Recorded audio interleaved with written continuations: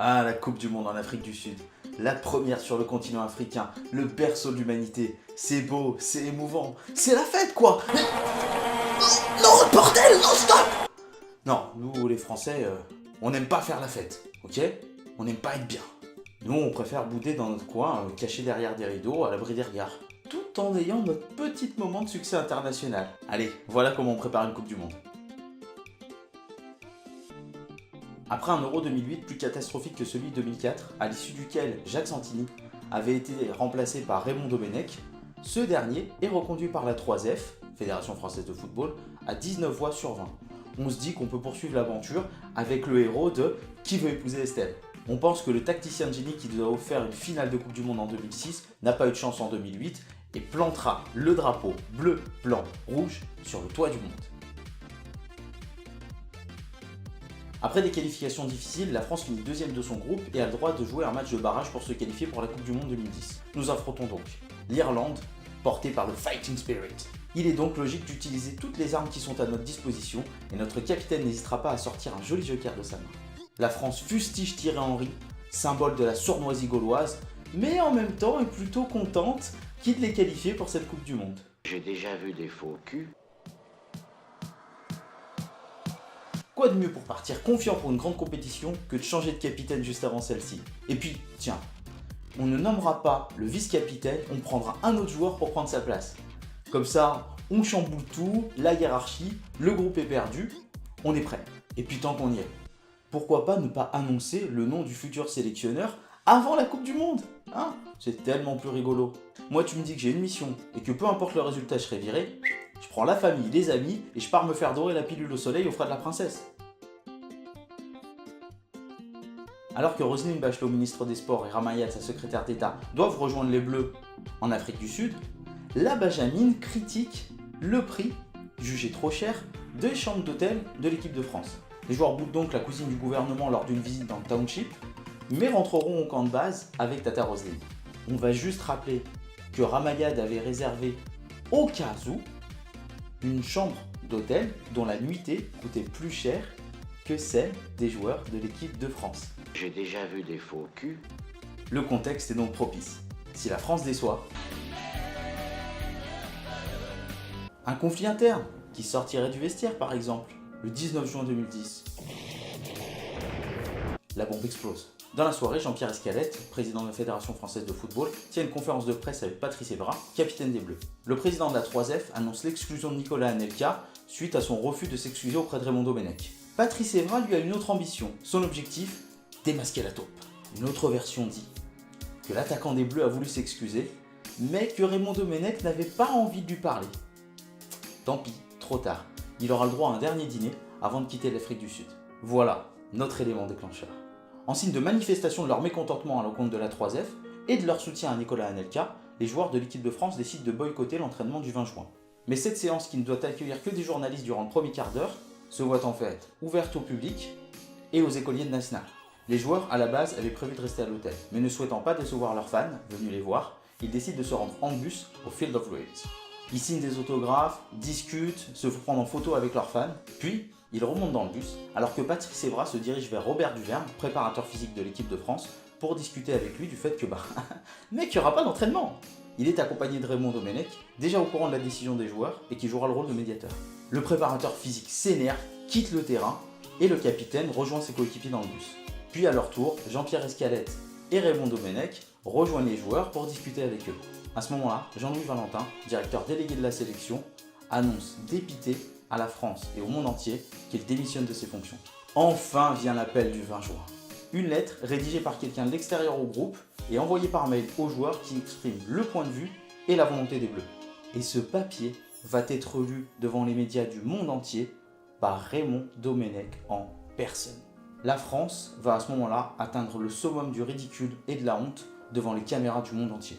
Elle finira sa Coupe du Monde en beauté par une défaite contre le pays hôte. Retour à Paris.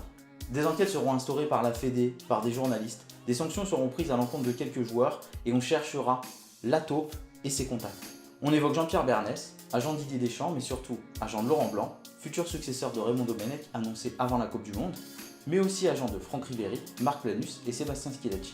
On évoquera Sébastien Courgeon, l'agent de Jérémy Toulalan, mais aussi André Soulier, responsable de la commission juridique de la Ligue de football professionnel, proche de Jean-Michel Aulas pour la paternité et la légitimation du courrier des Bleus. Bref, beaucoup d'enquêtes, peu de certitudes.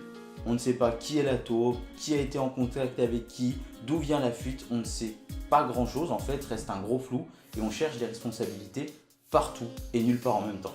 Mon avis est que tout le monde a des responsabilités à son niveau, à son échelle en fait. Les joueurs par leur manque de communication avec le staff en amont, mais aussi par l'image qu'ils ont donnée de l'équipe de France. Ça, à un moment donné, ils étaient dans leur bulle. Je pense qu'ils n'ont pas forcément réfléchi aux répercussions mondiales. Pas se mentir, c'est la pire honte qu'ait connue le football français. Jamais ça ne s'est déroulé pour un autre pays. Enfin, dans une autre Coupe du Monde ou une compétition comme ça. À ce niveau-là, manque de réflexion, manque de prise de recul. Le staff, par son manque de communication aussi avec les joueurs, et puis parce que ils n'ont pas su déceler assez bien ce qui allait se passer. Raymond Domenech, parce que c'est lui qui a, au fur et à mesure, fait envenimer la situation. C'est-à-dire qu'à un moment donné, peut-être une mauvaise écoute, un mauvais échange avec les joueurs, le changement de capitaine, le fait de ne pas nommer le vice-capitaine en tant que capitaine, comment est traité un joueur quand même comme Thierry Henry. Est-ce que vraiment on a essayé de constituer un groupe qui allait bien s'entendre ou est-ce qu'on a mis des individualités qui ont fait des petits groupes? On ne sait pas. Il y a plein de choses de dites à ce niveau-là, mais la gestion de Raymond Domenech d'un point de vue tactique, technique et communication est calamiteuse à ce moment-là. La fédération qui maintient Raymond Domenech à la suite d'un Euro qui a été pire que l'Euro de Jacques Santini. C'est-à-dire qu'à un moment donné, ok, on fait une finale de Coupe du Monde en 2006, mais l'Euro 2008 est un tel échec, il faut changer. Et là, au moment où Frédéric Thiriet, lui qui est président de la Ligue de football professionnel, propose Didier Deschamps, Jean-Pierre Escalette et la Fédé décident de maintenir Raymond Domenech. C'est une erreur. Et aussi certainement un problème de communication avec les joueurs, avec le coach, avec les médias. Il y a plein de choses comme ça qui sont mal gérées. Et les politiques qui viennent se greffer à ça. Il y a l'embrouille avec Ramayad. Qu'est-ce qu'il y a besoin, Ramayad, de sortir que l'hôtel des Bleus est trop cher? Tu vas aller envenimer la situation déjà. Alors avant la grève bien sûr, mais tu vas créer un mur déjà avec les joueurs et puis ensuite tu vas donner quelle image aux Français? Les Français vont se dire oh là là c'est pas possible, alors on leur donne tout l'argent du monde. On s'en fout, ne sors pas ça à ce moment-là. Surtout quand toi, ok elle a dormi dans des chambres qui étaient moins chères que les joueurs. Mais il y avait une pré-réservation pour une chambre qui était plus chère. Et c'est quand elle a sorti sa bêtise qu'elle s'est rendue compte ah j'ai une chambre qui est trop chère, je vais changer. Donc ça, c'est vraiment des choses qui sont pas bonnes. Puis, à la suite de ça, Roselyne Bachelot qui parle de clan, on parle de délinquants. Mais c'est pas des délinquants, c'est des joueurs de foot. S'ils s'entendent pas, ça arrive, c'est tout. C'est comme ça, c'est la vie d'un groupe. Donc toutes ces incompréhensions, tout ce manque de communication avec, entre les joueurs, le staff, la fédé, le sélectionneur, les politiques responsables, plus la quasi-ingérence du gouvernement, donc de la ministre des Sports et du gouvernement sur la Fédé. Je rappelle quand même qu'il est interdit au pouvoir politique gouvernemental d'intervenir sur la Fédération française de football. C'est de l'ingérence, c'est interdit. À cause de ça, on a failli être disqualifié des Coupes du Monde suivantes ou des Euros suivants. Donc ça, c'est vraiment à prendre en compte. Toute cette gestion a été merdique, on peut le dire, et ça a amené à cette bouse finale qui est la plus grosse honte du football français. Et honnêtement, c'est la chose la plus pourrie, le plus mauvais souvenir que j'ai de l'équipe de France de football, voire de tout le football que j'ai pu voir, revoir, découvrir, enfin tout ce que vous voulez.